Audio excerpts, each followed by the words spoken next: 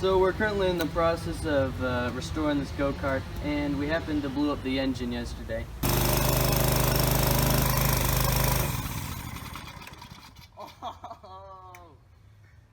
So we're going to replace it with this new Predator 212cc engine. Yeah, and with the restoration, we're just going to start top to bottom.